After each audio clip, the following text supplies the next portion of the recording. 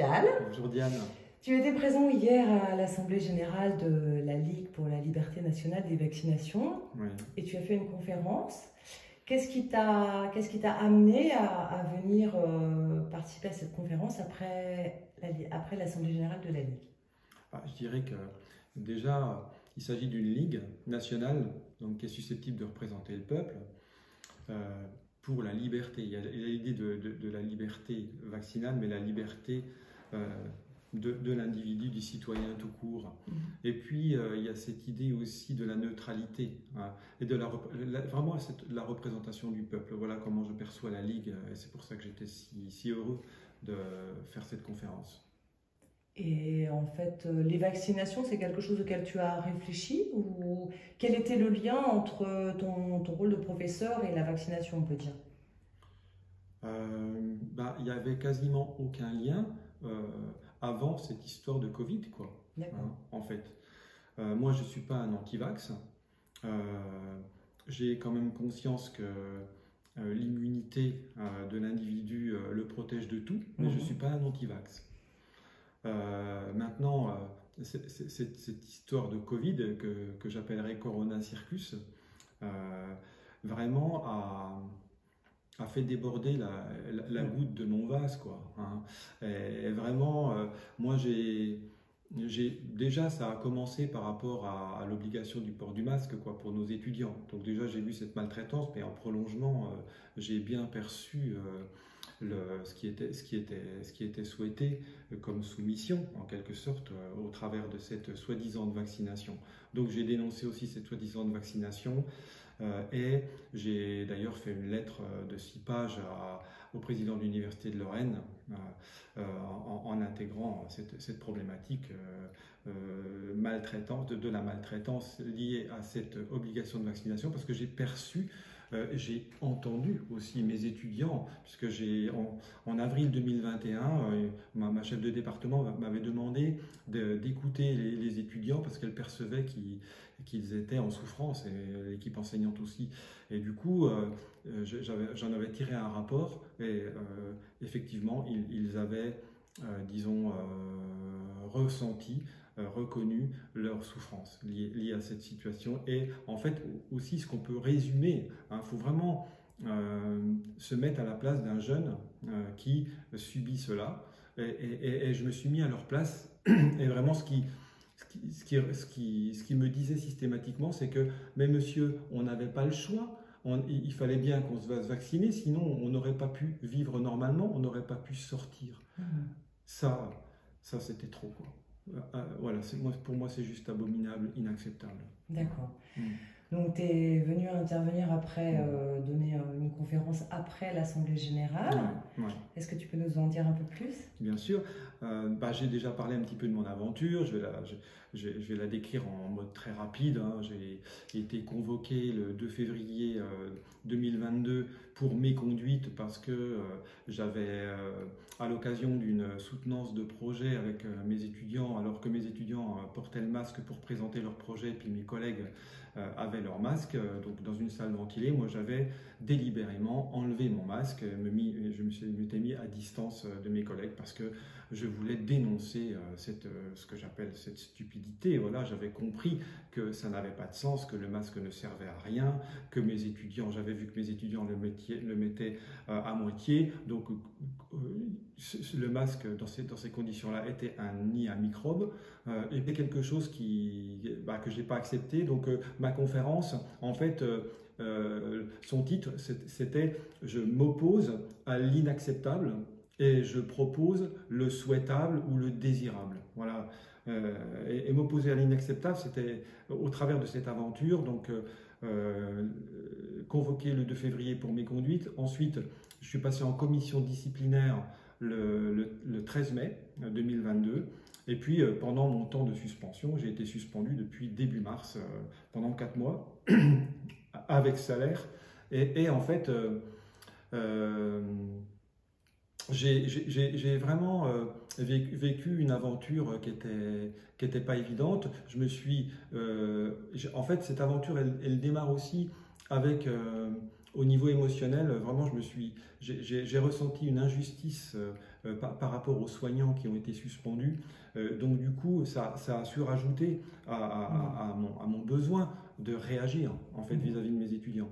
Donc du coup, je me suis rapproché de l'association L'Union fait la force, on a fait la marche du réveil ensemble, on a fait des actions ensemble. J'ai été effectivement en tête de manif, à animer les manifs, j'aime bien animer, j'aime bien chanter, etc. Donc du coup, j'ai pris la parole pour dénoncer tout ça. Et quelque part, dans le cadre de ma commission, donc mon rapport, le rapport que mon directeur a fait contre moi, il l'a fait en se servant par exemple d'une vidéo sur laquelle on me voit prendre la parole et dénoncer et déclarer que je vais mettre 20 sur 20 à tous mes étudiants. Et c'est ce qui a déclenché son rapport contre moi, puisque en plus de cette méconduite, j'ai mis 20 sur 20 fin janvier à mes étudiants, et ça a déclenché cette commission disciplinaire. C'est pour cette raison-là que mon directeur a fait un rapport contre moi. Donc du coup, ça m'a mis dans une situation de me mettre face à une forme j'ai dû prendre un avocat pour me défendre. Donc ça a été extrêmement impliquant pour moi. Voilà. Émotionnellement, ça a bouleversé mon quotidien, effectivement. Voilà, bon, ça c'est l'aventure. Et par rapport à ma conférence, donc en fait, j'ai voulu parler ou faire apparaître déjà qu'on était dans un monde de pouvoir. Et du coup, comme j'ai subi ce monde de pouvoir par rapport à mon aventure, ce monde de pouvoir, c'est le principe dominant-dominé et le principe du système pyramidal qui fait que un maillon de ce système pyramidal, à un moment donné, doit réagir s'il y a un autre maillon plus bas qui se comporte mal. Et c'est exactement ce que mon directeur a fait par rapport au fait que je me suis soi-disant mal comporté, alors qu'en fait, je n'ai rempli que mon devoir. Mais voilà, ce pouvoir, j'ai ressenti fortement au travers de mon aventure que c'est bien ce principe de pouvoir qui n'est pas juste, en fait, dans une société, tout simplement, et associé à ce système de pouvoir, il y a le principe de compétition. J'ai fait apparaître aussi que, en fait, on était en quelque sorte engrammé, même on peut dire que on est plutôt dans des croyances que c'est la solution, la compétition. J'en ai profité pour discuter avec beaucoup de personnes, et en fait, je me suis rendu compte que beaucoup de personnes pensent que la compétition, c'est la solution pour qu'une société vive soit en équilibre. Eh ben non, moi je pense exactement l'inverse. Donc du coup, j'ai revisité tout ça. Et la compétition associée au système de notation, moi je l'associe directement, créer la maltraitance chez mes étudiants. Et du coup, on a donc, moi ce que j'ai découvert ensuite, et j'en ai parlé à Olivier Soulier qui était là en tant qu'animateur parce que j'ai lu son livre, un de ses livres, Maladie du corps, médecine du sens. Et vraiment, j'ai pu comprendre qu'on avait en fait nos cellules, chacune de nos cellules était engrammée d'une croyance en fait. On se construit au travers d'un fonctionnement qui est répandu et soi-disant normal dans une société. On se construit des croyances donc au niveau collectif et au niveau individuel, et quelque part on est engrammé dans toutes nos cellules de ces croyances, par ces croyances. Et du coup j'ai compris que effectivement je ne pouvais rien faire face au pouvoir ou pas faire grand-chose, m'opposer avec ses limites en fait. On s'oppose à l'inacceptable, mais on se rend compte que si on s'oppose à l'inacceptable en demandant au pouvoir de changer, eh ben, on est nous-mêmes dans un principe de pouvoir, donc on tombe dans un piège en fait. Et par rapport à ce système de croyance, j'ai fait l'analogie avec le fait qu'on est dans une prison. Voilà, on est enfermé dans nos croyances. La plupart des individus sont enfermés dans leurs croyances. On est comme dans une prison. Et ce que j'ai pas pu dire, c'est la suite par rapport au type de prison dans laquelle on est. Donc, ce que j'ai expliqué ensuite, c'est le fait que les individus En général, la majorité des individus, on l'a remarqué, donc vont dans le sens du pouvoir, ils se soumettent, hein, soumission à l'autorité. Hein. Et on a des résistants beaucoup moins nombreux qui résistent de la façon que j'ai expliqué, c'est-à-dire que souvent ils s'inscrivent dans un système de contre-pouvoir. Donc du coup, ils utilisent la même méthode que leurs opposants, donc ils sont dans un principe de pouvoir, dans un principe de contrôle. Et bien en fait, c'est pas que ça marche pas, mais ça a ses limites, hein, de mon point de vue. Et ce que j'ai voulu faire apparaître, c'est une troisième voie. Donc la troisième voie, je l'ai empruntée en quelque sorte dans le cadre de mon aventure, parce que dans ma lettre de 6 pages que j'ai écrite au président de l'Université de Lorraine, et qu'il n'a pas lu d'ailleurs, entre parenthèses, le principe de pouvoir, on ne lit pas Comment tu sais qu'il ne l'a pas lu? Ben, il ne m'a pas répondu. J'en ai jamais entendu parler de ma lettre. Parce que s'il avait lu ma lettre, pourquoi est-ce qu'il n'était pas intéressé pour lire ma lettre? C'est parce qu'en en fait, elle dérangeait beaucoup trop. Et s'il avait réagi, s'il avait révélé l'exagération, ce qu'il aurait considéré lui comme une exagération de tout ce que j'ai écrit dans ma lettre, ça y est, il y avait une porte d'entrée pour moi de ce que je demandais, le dialogue. Et du coup, moi, ce que je demande dans cette lettre, tout en dénonçant toutes les maltraitances, etc., c'est le dialogue, en fait. Hein. Et quand vous avez un argument par rapport aux vaccinations, par exemple, je relate que, par exemple, en mi-novembre 2021, la directrice générale de l'Agence nationale de la sécurité du médicament, la NSM, donc Madame Régnier-Carbonneil, elle révèle au Sénat qu'il y a 110 000 effets secondaires liés à cette soi-disant vaccination. Alors que l'année précédente, lié à toutes les formes d'effets secondaires de tous les médicaments, il n'y a même pas la moitié de ça, d'effets secondaires, 45 000. Sachant que ce qui remonte comme effet secondaire, c'est 5 à 10%. Ça veut dire que déjà à cette époque, on avait minimum 1 million de Français qui avaient des effets secondaires, dont 24% étaient graves. 500 myocardites qui sont remontés. Ça veut dire au moins 5000 myocardites, si ce n'est pas 10 000. La myocardite, c'est irréversible. Le docteur Ox nous a expliqué que c'était irréversible, la myocardite, quand on avait une myocardite, puisque le cœur est un muscle. C'est juste abominable. Tout de suite, on arrête ce massacre. Voilà. C'est abominable. Donc, du coup, c'est l'inacceptable. Je demande le dialogue. Je m'oppose de façon non frontale, donc par rapport à ce que j'appellerais la troisième voie. Donc mon message d'hier, c'est ça, c'est la troisième voie qui demande, en l'occurrence dans mon cas, le dialogue, mais la troisième voie, elle peut se présenter de plein de manières. C'est toute la créativité pour construire une société nouvelle. Et évidemment, dedans, pour simplifier, il y a quoi? Il y a que la compétition, ce n'est pas la solution, que la solution, c'est la coopération. Voilà. Que tu as toi-même expérimenté et avec tes élèves et dans le cadre de la suite de tes projets. Bien sûr. Donc tu sais qu'il peut y avoir autre chose. C'est ça. Voilà. Je l'ai expérimenté. Je sais que la coopération, ça marche. Grâce à cette aventure, je suis devenu directeur de l'école alternative des possibles, l'école des possibles qui se trouve à Uruf en Meurthe-et-Moselle. Eh bien, j'ai effectivement constaté que la coopération, ça fonctionnait. Je l'avais déjà constaté avec mes étudiants, puisque moi, je ne faisais déjà que de la coopération dans le cadre de mes enseignements. Et voilà, la coopération, c'est la solution. La coopération, pourquoi cette troisième voie est la bonne? C'est parce que, en fait, si elle se réfère à quelque chose de bien plus grand que nous, c'est ce qu'on observe aujourd'hui dans le vivant, en fait. C'est ça. Si on regarde comment fonctionnent les animaux, les plantes, tout ce qui vit, c'est de la coopération. Jean-Marie Pell, d'ailleurs, il l'a tellement dit et bien expliqué. Ses ouvrages, j'en ai lu certains, si vous voulez. Et c'est pour ça que la pédagogie doit s'appuyer sur le vivant et sur la relation au vivant, et notamment à la nature, ne serait-ce que simplement faire un jardin. À l'école des possibles, on a un jardin, par exemple, on a 2 jours par semaine de contact avec la nature.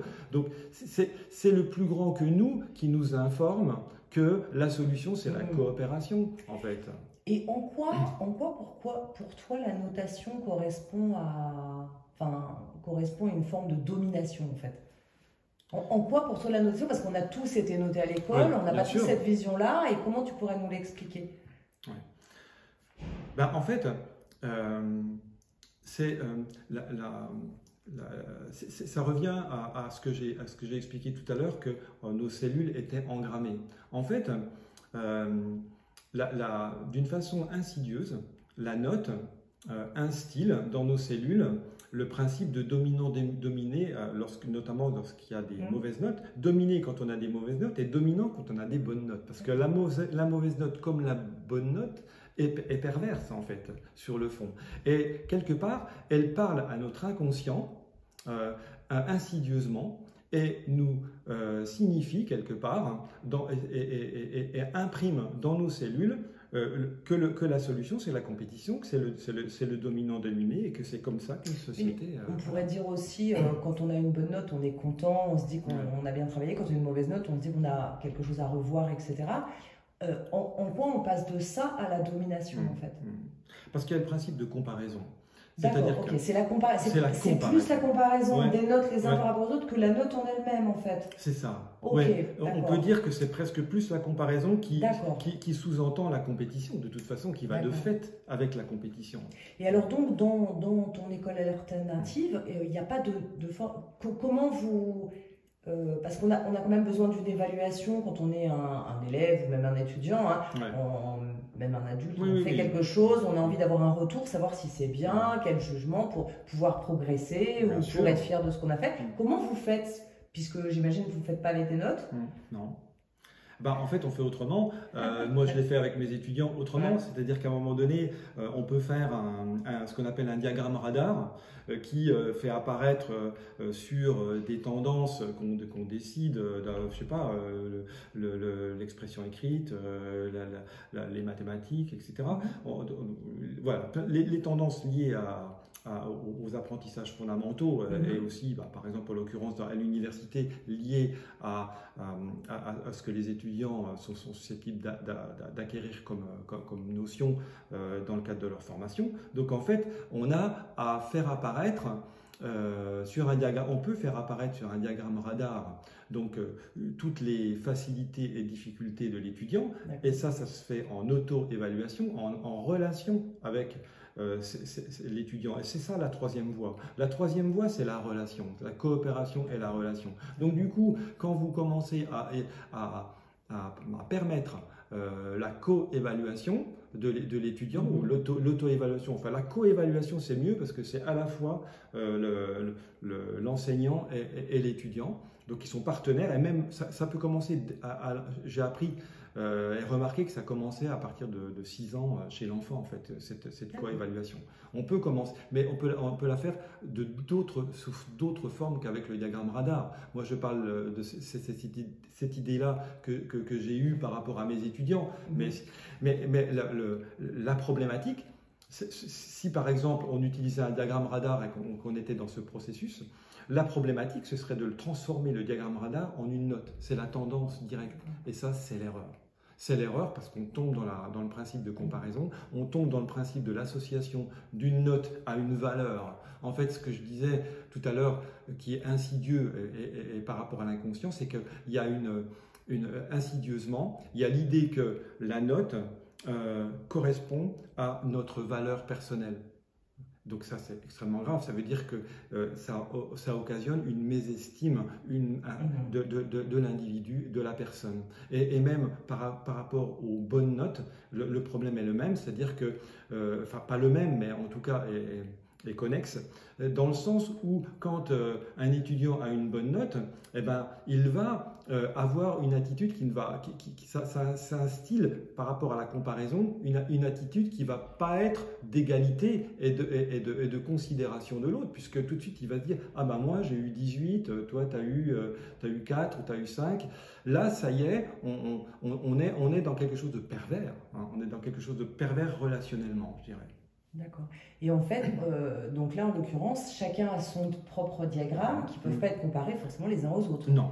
Voilà. Ben non, parce qu'en fait, ils vont être forcément, il va y avoir des tendances qui vont être bonnes pour l'autre, qui seront moins bonnes pour l'autre. Et du coup, qu'est-ce qui fait que c'est riche? C'est parce qu'on va pouvoir parler de ce qui caractérise notre tendance qui est plutôt moins bonne que l'autre. Et du coup, de quoi on parle? On parle de choses beaucoup plus concrètes liées à ce qu'on a réalisé, de ce que l'étudiant a réalisé. Donc, on parle d'une réalité de travail qui a été fait, de projet qui a été plus ou moins réussi. Et du coup, tout ça, ça sert à quoi?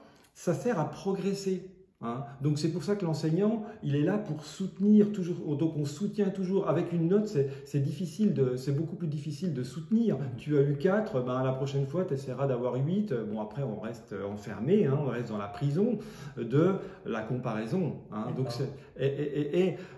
par rapport à ce que je voulais dire hier et que je n'ai pas pu dire à l'Assemblée générale, c'est qu'en fait, on est dans une prison. Nos dirigeants sont dans une prison, nous-mêmes on est dans une prison, ils cherchent de façon consciente ou inconsciente, nos dirigeants, à nous laisser dans cette prison, sauf que ce qu'on ne sait pas, c'est que la porte de la prison, elle est ouverte.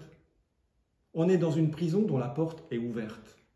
Et il faut ouvrir la porte. Et je dirais humblement que j'ai essayé d'ouvrir la porte, que j'ai ouvert la porte. Oui, j'ai ouvert la porte de ma propre prison, moi aussi, puisque cette aventure m'a mené à me confronter à ce que j'avais jamais eu l'occasion de faire, c'est-à-dire vraiment voir que c'était aussi moi qui avait à évoluer pour ne plus être dans l'opposition dans le cadre de ma résistance, mais d'être dans cette troisième voie et de la cultiver. Et ce que j'ai dit hier, ce que j'ai pu dire hier en mode résumé, c'est que en fait, on avait à réussir à dire non sans émotion.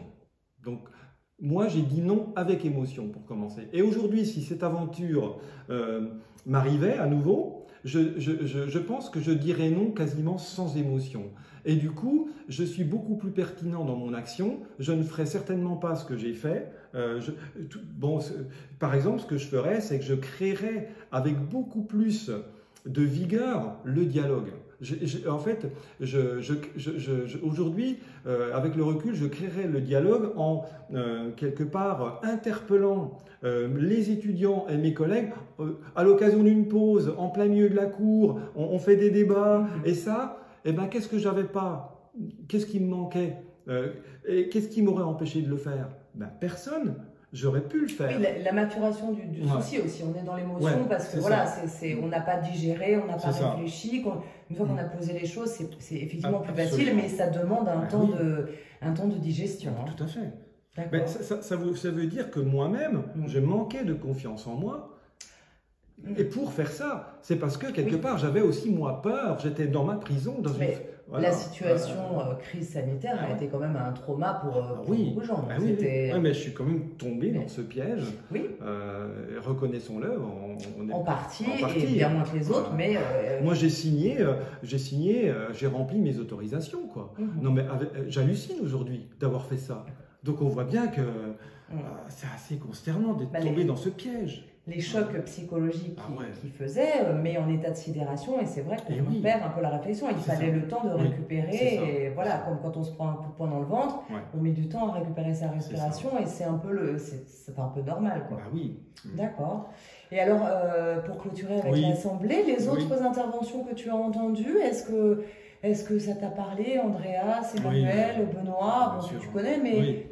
Voilà. Du coup, tout d'abord, Andreas, par rapport à la confiance en moi, c'est ce que j'ai dit hier, c'est grâce à Andreas que je me suis engagé dans mon action. Andreas m'a stimulé. Et c'était vraiment très important. Il faut qu'il y en ait un qui commence, quoi. Quand tu dis stimuler, en fait, il a été un exemple. Il n'est pas venu t'inciter qu'on soit bien clair. On est bien d'accord, pardon. Okay. Oui, mais je pense qu'il faut quand même le préciser. Il a été un exemple qui t'a donné le courage d'aller vers ce que tu avais envie d'aller, c'est ça. toi-même. C'est ça. J'ai osé y aller parce que j'avais lui en exemple. Et quelque part, eh ben, je crois que c'est ça le changement, la troisième voie, c'est des exemples, qu'on soit de plus en plus exemplaires et des exemples dans nos champs de compétences, de capacités, dans nos vies et dans nos métiers, d'être des exemples pour quelque part inspirer tous les autres. Hein, en fait. C'est ce qu'on voyait un peu dans l'expérience de Milgram. Oui. Les statistiques tombaient dès lors que quelqu'un venait dire non à côté du cobaye. À ce oui, moment-là, beaucoup plus de cobayes s'autorisaient à dire non. Voilà. Donc c'est vraiment très important ce qui a été dit. Ce que je voulais dire aussi pour terminer, c'est ce dont j'ai parlé, c'est de l'image de la chrysalide. Je vais quand même la donner avec la transformation de la chenille en papillon, qui moi est une métaphore pour la transformation que je vois de la société. Ce qui est fondamental pour, disons, agir de façon pertinente, c'est d'avoir une forme d'idéal, je crois. Hein. Donc, c'est vraiment cette métaphore, moi, qui me guide beaucoup, dans le sens où il y a très peu de cellules qu'on appelle les cellules imaginales dans la chenille qui petit à petit croissent.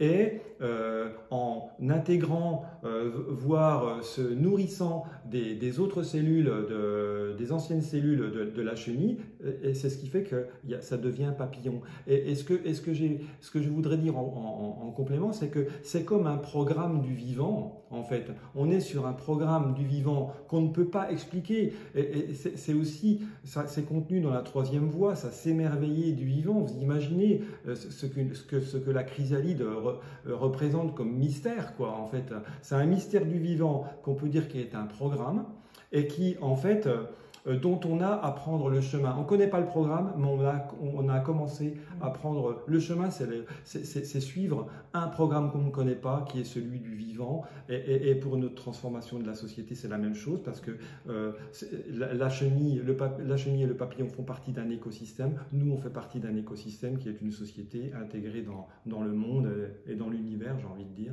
Donc c'est ça le message, c'est qu'on a retrouvé le chemin de l'équilibre. Le chemin de la vie, en fait. Hein, le chemin de la vie. Le chemin de l'équilibre, voilà. c'est ça. Ouais, c'est ça. Voilà. Voilà ce que je voulais, ce que je souhaitais vraiment dire pour compléter. Parfait. Écoute, merci beaucoup. Merci à toi, Diane.